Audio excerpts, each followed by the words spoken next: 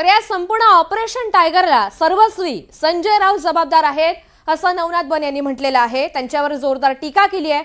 नवनाथ बन यांच्याशी या सगळ्या संदर्भात सविस्तर बातचीत केली आहे आमचे प्रतिनिधी सागर कुलकर्णी यांनी। दिल्लीमधील ठाकरे गटाच्या बैठकीला 6 खासदार गैरहजर राहिले। याच्यावरून आता जवळपास स्पष्ट होतंय की उद्धव ठाकरेंना मोठा झटका बसलेला आहे। भाजपाचे मुख्य प्रवक्ते नवनाथ बन आपल्याबरोबर आहेत। आता स्पष्ट झालेलं आहे की उद्धव ठाकरेंचे खासदार त्यांची साथ सोडताना दिसत आहेत।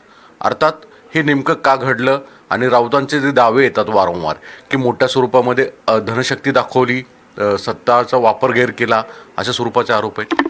मुळात या सगळ्याला संजय राऊत जबाबदार आहेत। काल आपण बघा कशा पद्धतीनं कमरेखालची भाषा, जे खासदार 6-6 लाख मतं घेऊन निवडून येतात, 6-6 लाख लोकांचं रिप्रेझेंटेटिव्ह करतात, अशा लोकांबद्दल तुम्ही काय शब्द वापरता?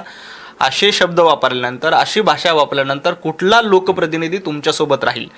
आज जे खासदार त्यांच्यासोबत राहिलेले नाहीत त्याचं कारण फक्त आणि फक्त संजय राऊत आहेत। रोज उठायचं, शिवीगाळ करायची, आपणच खूप तिस्मार खान आहात, अशा पद्धतीचा आविर्भाव आणायचा।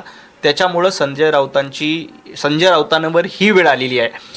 मी संजय राऊतांच्या भाषेत सांगायचं झालं तर त्यांनी हिंदुत्व सोडलंय आणि संजय राऊतांची भाषा मी कॅमेऱ्यावर वापरतो, त्यांनी गांडुत्व स्वीकारलंय, म्हणून त्यांच्यावर ही वेळ आली। येणाऱ्या काळामध्ये या पक्षाचे आणखी वाताहत करण्याचं काम संजय राऊत करतायत। पण या सगळ्या गोष्टींना उद्धव ठाकरे जबाबदार आहेत का संजय राऊत जबाबदार, असं तुमचं मत आहे? संजय राऊत जास्त जबाबदार आहेत आणि उद्धवजी ठाकरे यांनी त्या माकडाच्या हातामध्ये तलवार दिली। आता माकडाच्या हातात तलवार दिल्यानंतर तो नाकावर माशी बघितली काय बघत नाही किंवा कुठं माशी बघितली बघत नाही, तो तलवारीनं नाक देखील कापतोय। अशा पद्धतीनं उद्धवजींचं नाक कापण्याचं काम संजय राऊत करतायत।